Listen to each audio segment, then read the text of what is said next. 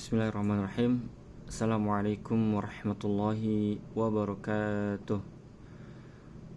Alhamdulillahirrabbilalamin. Wabihi nasta'inu ala umuri dunya waddin. Wassalatu wassalamu ala asyrafil anbiya wal mursalin, Nabiyyina Muhammadin wa ala alihi wa sahbihi wa man tabi'ahum bi ihsanin ila yaumiddin. Rabbi syrah li sadri wa yassir li amri wa hlul 'uqdatam min lisani yafqahu qawli. Amma ba'd. Pertama-tama yang saya hormati dosen Ustadz Mukhrid Sidki sebagai dosen daripada mata kuliah Sejarah Al-Quran. Sebelumnya izinkan saya untuk memperkenalkan diri. Nama saya Dede Solihin dari Prodi Ilmu Al-Quran dan Tafsir. Di sini saya akan memenuhi tugas daripada tugas UAS, yaitu untuk membedah buku yang sudah diberikan dari kitab yang sudah diberikan tentang tema yang saya akan bawakan, yaitu tentang asal-usul Al-Quran. Nah, langsung saja masuk ke pembahasan, yaitu derivasi dan sinonim.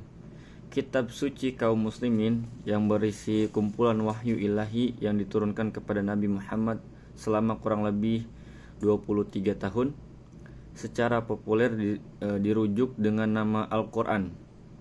Sebagian besar sarjana muslim memandang nama tersebut secara sederhana merupakan kata benda bentukan masdar dari kata kerja fi'il qara'a, yaitu yang artinya membaca.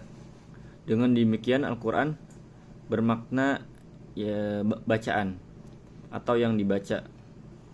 Dalam manuskrip Al-Quran beraksara kufi yang awal. Kata ini ditulis tanpa menggunakan hamzah, yakni Al-Quran. Dan hal ini telah menyebabkan sejumlah kecil sarjana muslim memandang bahwa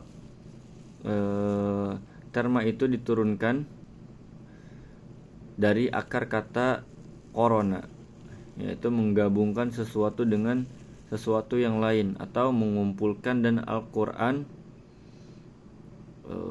mengumpulkan, dan Al-Quran berarti kumpulan atau gabungan. Tetapi pandangan minoritas ini harus diberi catatan bahwa menghilangkan hamzah merupakan suatu karakteristik dialek Makkah atau Hijazi.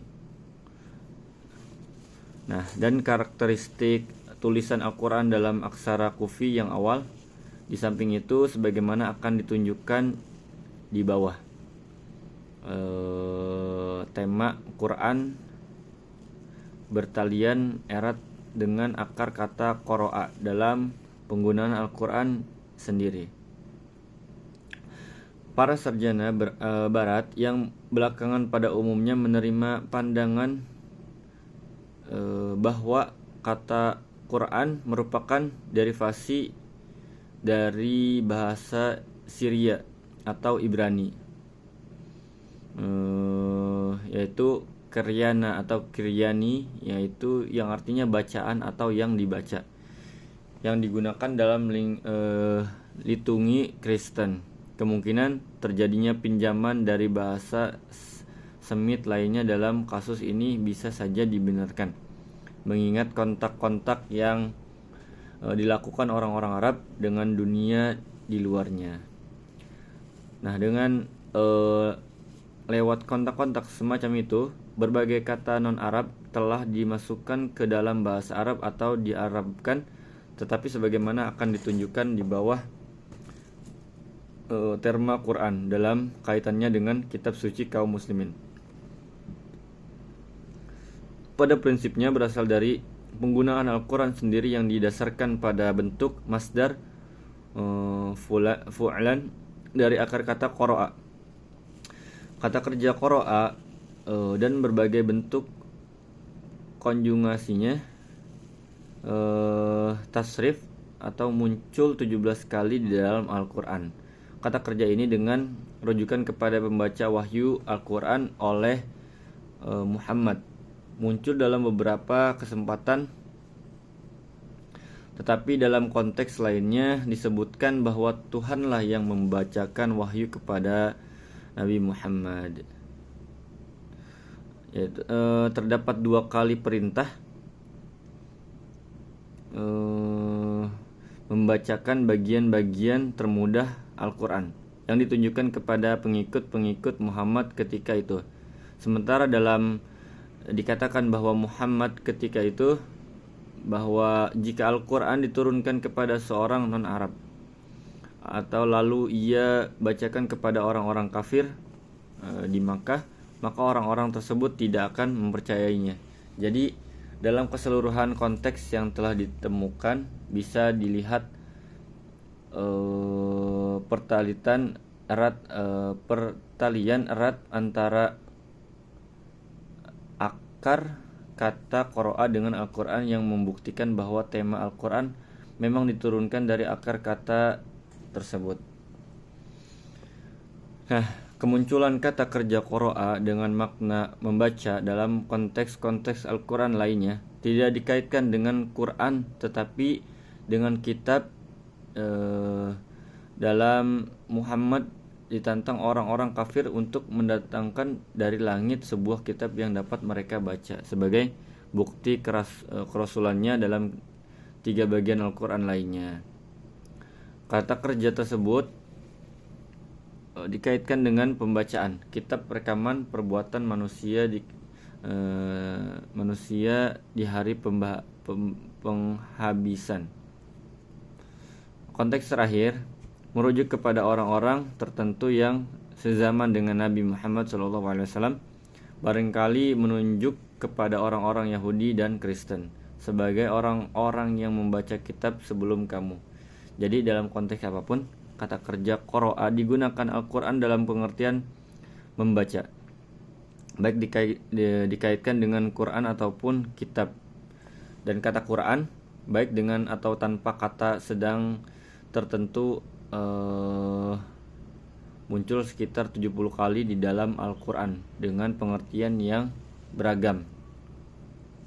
Dalam kata ini digunakan untuk merujuk wahyu-wahyu individual yang disampaikan satu persatu kepada Nabi, atau sebagai suatu istilah umum untuk wahyu ilahi yang diturunkan bagian demi bagian. Sementara pada sebagian konteks lainnya Al-Quran terkadang tanpa artikel penentu disebut sebagai suatu versi berbahasa Arab dari Alkitab yang ada di Lauhul Mahfuz.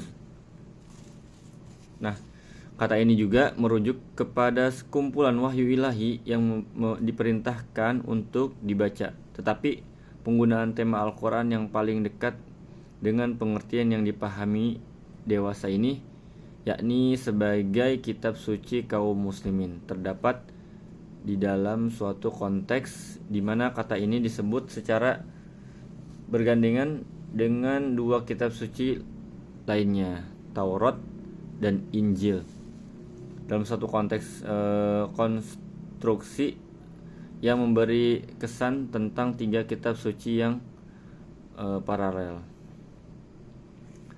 Sebagai alternatif untuk kata Al-Quran, kitab suci kaum muslimin juga lazim dirujuk dengan terma Alkitab, atau kata ini muncul di dalam Al-Quran sebanyak 255 kali dalam bentuk tunggal dan 6 kali dalam bentuk jamak.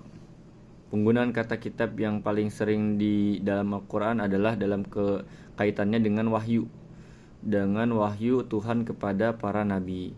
Jadi kepada para nabi sebelum Muhammad telah diturunkan kitab telah diturunkan Tuhan kepada anak keturunan Nuh dan Ibrahim. Jadi itu saja yang bisa saya sampaikan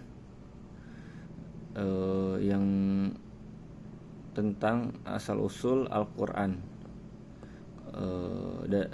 Saya mohon maaf jika ada kekurangan dalam penyampaian dan kurang jelas, mohon dimaafkan.